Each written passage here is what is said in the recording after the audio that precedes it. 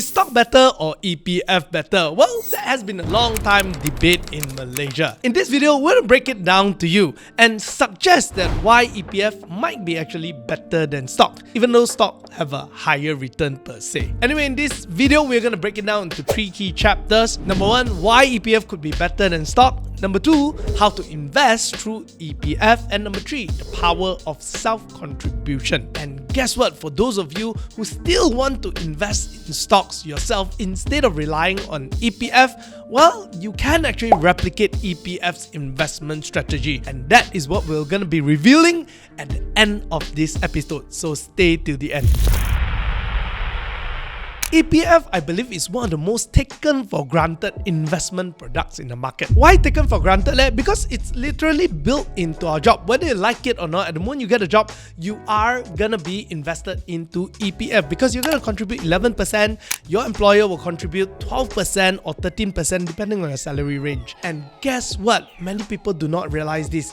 EPF actually is one of the best investment around. Why? Because it gives you returns and it gives you safety. Yes, think about it. When you put your money in EPF, your capital is guaranteed by Malaysian government and your dividend is guaranteed to be never below 2.5%. But over the long term, when we have seen the records, EPF has been generating about 5.6% return annually. That is a very good return for the risk that they are providing. Even throughout economic downturns, market crashes and so on, EPF return still steady, boom pipi.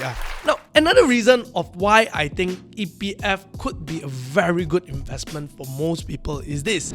It protects yourself against your investment. Do you know the biggest threat to your investment is yourself? Because as a human, we panic. We will FOMO buy, we will panic sell, we make decisions based on TikTok influencers and what people say, not fundamental instead. At the end of the day, we often make emotional decisions that make us lose money. And guess what? With EPF, it removes that emotion because you can't really touch that money so easily. Even when you FOMO, you want to sell, you can't really sell so easily. Some will say that that's called inflexible, but arguably, it helps you to accumulate your money there without touching it. Your money can now sit and grow and compound, and you don't need to do anything at all. Compared to the stock market, you need to understand how market trend works, how fundamental is, even technical analysis sometimes. You need information. It is quite active involvement, buying and selling, tracking news, analyzing charts. It can be stressful for most people, but EPF? Well, it's an autopilot investment. You got some of the best and brightest mind in our country who manages the funds for you. And these days, EPF has changed its structure to also make it a little bit more flexible to help normal people like us so that when we need money, we still got some emergency fund. Okay, so this is the new EPF system. There's 3 accounts, each with a specific purpose. The first account is account Saraan, which consists of 75% of your contribution. Then there's account 2, which is account Sejahtera, which consists of 15% of your contribution. Under this account, you can make withdrawals for specific reasons such as house loan or medical expenses or even education. But account 1, like the name suggests, account Persaraan, which means you can only make withdrawal at the age of 55 or 60 years old. Then there's account 3, which is called account flexible, which consists of 10% of your contribution. Now, under this account, as it suggests, flexible, which means that you can withdraw money from it anytime. Actually, once a day with a minimum of 50 ringgit lah. So it kind of works as an emergency fund. So time to time, if you really need money, you can withdraw some money out of it. So today, yes, it's quite convenient for us to access our money in EPF instead of just waiting until 60 years old. But the truth is, should you be touching that money at all? Should you withdraw money from your account 3? Should you make that a habit? Personally, I think you should still leave your money there. Try your very best not to touch any money from EPF. Because think about it this way, if today you got some extra cash as emergency fund, you will likely put it into something like money market fund or even FD, which give you roughly about 3 to 4% a year. But if you think about it, your money inside EPF under account 3, flexible account, you will still get about 5 to 6% average return a year. So it's considered a very high yield savings account. Ideally, you want to leave it there and let it compound by itself. So in fact, out of all my emergency fund that I have, EPF will be the last place I want to touch my money. I prefer my money to be kept there so that it can compound and grow. Now, do you know that you can gain more from your EPF investment? Yes, more than what EPF distributes. How can you do that? Well, there's something called a EPF-MIS, which is Member Investment Scheme. Under this scheme, you can use the money within your account 1 to invest in certain approved unit trust fund. So think about it, if you've got a long-term horizon and you would like to make more than the usual distribution of dividend under EPF, you can take out some money, invest into this approved unit trust fund that could potentially generate a higher return than EPF. So how does it work? Well, first, you need at least 10,000 ringgit in your account 1. Then you can use up to 30% of any extra saving after the 10k to invest in those funds. However, take note that the minimum investment needed for the unit trust funds will be 1,000 ringgit. Now, let's talk about what these unit trust funds can do for you. They will invest in a diverse variety of assets. So, depending on your risk appetite and your portfolio allocation, it could be a very powerful tool. So, let me illustrate how it works. Let's say you have 100,000 in your EPF, you got 75,000 sitting in account 1. This means you're able to withdraw 30%, so that's 22,500 ringgit, and you can invest that through the EPF MIS. Now, let's compare two persons. Say Aaron, he does not use MIS, he leaves the 100,000 in EPF, earning an average dividend of 5.6% per year.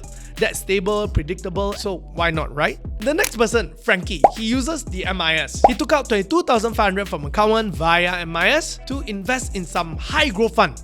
Let's assume that his return is about 12% per annum, while the remaining of his 77,500 stays in EPF, earning about 5.6% per year. So after 10 years, Aaron would have about 171,000, while Frankie will have around 200,000. That's about 31,000 more than Aaron. Yup. So by using the MIS, you can actually gain more returns than the normal distribution. Well, provided you know how to invest your fund properly lah. Because you have to remember, once you move your money out of EPF into these unit trust funds, there is no guaranteed return anymore. The returns will be based on the fund's performance. And yes, that means sometimes these funds could perform badly and give you returns that are lower than EPF or even go down to zero at worst situations. Talking about risk, yes, in order to gain more returns, we often need to take a little bit more risk. But the issue is sometimes we want certain things that are not really realistic and we are greedy at the same time, so we end up getting ourselves into investment scam. Over the years, scam is one of the fastest growing industry in the world, where today it comes up to about $500 billion industry, and many people in Malaysia get scammed all the time. And how generally an investment scam would work: they will first lure you into some sort of a chat group, and then they will offer you great return, and then they will start offering you limited time slots and tell you to faster put in your money. And that's how people become FOMO and start putting in their money and end up losing everything. So remember this one thing: if there are things that are too good to be true, it likely is. So I would suggest all of you new investors to go to www.jangankenascam.com to read up more about the different type of scams in the market right now. And if you find anything suspicious, do make the hotline call 997. Now let's continue back into our topic. So as we were saying, by using EPF MIS, you can maximize your EPF return by gaining more. However, you must remember, you have to learn how to read a fund fact sheet, because while there are so many unit trust funds, not all unit trust funds are created equal. Some actually provide you less return than EPF itself. And I have seen people investing in these funds via EPF MIS. So EPF give them about 5.6% return annually by average, and they end up using that money to invest in some unit trust that give them about 3 to 4%. That doesn't make sense. So if you want to learn how to really maximize your EPF MIS and get the best return for yourself, you have to learn how to read a fund fact sheet. If you'd like us to do a video on how to read a fund fact sheet for yourself, do comment unit trust in the comment section below. Alright, now that we know EPF is actually a very good deal, let's talk about how you can make full advantage of EPF. Now, firstly, many people think that EPF is only for salaried employees. Well, that is not true. whether or not you are a salary worker or you're working for yourself, you can choose to contribute to EPF. There's something called a self-contribution. You can contribute as little as 1 ringgit or as much as 100,000 ringgit a year. So yeah, for those of you who are working for yourself and you want to create for yourself a retirement saving account that has a decent return with a very good risk-return ratio, well, EPF is a good choice and you can contribute yourself. Now, the next thing is this. Remember we mentioned that EPF is a mandatory contribution, which means that if you are a salary worker, you will be contributing at least 11% of your salary into EPF. But guess what? You can voluntarily increase your contribution to 20%. Yes, which means moving ahead, if you do that, every month your salary 20% will be deducted, automatically contributed to EPF. If you want to do that, all you need to do is just speak to your HR and get them to make that arrangement, sign some documents, and done. By the way, before we move on, recently we developed a retirement calculator that can help you accurately pinpoint how much you need to save to have a comfortable retirement. Well, this calculator is unlike any other because it also takes into account inflation and adjustment so that the numbers are accurate. If you think you need 5,000 ringgit a month to retire today, this number will not be the same 30 years down the road because of inflation. So the amount that you save is not as simple and as straightforward. In this calculator, we help you to pinpoint it to the accurate number to take away any guesswork so you know exactly how much money you need to set aside next month in order for you to retire comfortably. If you'd like to join our beta testing group, reach out to us via the link in the description below. Alright, so why should you self-contribute even if you are a salaried worker? 11% deduction cukup already lah. Why want to do more, right? Well, let me give you an illustration of how powerful it is. Let's say we have two characters, Ali and Abu, both make 3,000 ringgit a month. Ali contributes the mandatory 11%, while Abu contributes 11% plus an extra 4%. So that's a total of 450 ringgit. At the end of the year, Ali contributes 3,960 ringgit, while Abu contributes 5,400 ringgit. Now, let us look at how it will turn out over a long term. Let's say at 5.6% return rate that EPF typically offer, by the end of the year, Ali will earn 221 ringgit and 76 cents in interest, while Abu will earn 302 ringgit and 40 cents. Over time, the difference will grow. 30 years later, Ali will have 291,833 ringgit, while Abu will have 398,022 ringgit. That's a difference of 106,000. So by simply contributing an extra 4%, Abu make more than 100,000 ringgit in returns. That's the true definition of sikit-sikit lama-lama jadi bukit. So what are you waiting for, right? Faster contact your HR to increase your personal contribution. By the way, if you are interested in building an investment that can generate passive income, well, do check out our last video about passive income investment. Another point of why EPF investment is quite a fantastic investment is because it is tax-free. Now, every year under your tax provision, there is a 4,000 ringgit tax relief for EPF contribution. If let's say you are already contributing more than 4,000 ringgit under a salaried employment, then you already deducted law. But imagine if let's say you are a freelance person or either you are a business owner, when you contribute this 4,000 ringgit, it is all tax deductible, so you save on tax as well. And not just that, when you make money with EPF, it is also tax free. Compared to other investment assets such as property or stocks, there will be some sort of a tax, whether dividend tax or either real estate gain tax. Or even if you're just trading stocks very often, you can get taxed too. By the way, do you know that if you are a gig worker such as a Grab driver or so on, there is actually a government scheme called IBKR that can give you a 20% incentive whenever you contribute to EPF. So let's say if you put in 1,000 ringgit voluntarily through IBKR, EPF will top it up with another 200 ringgit.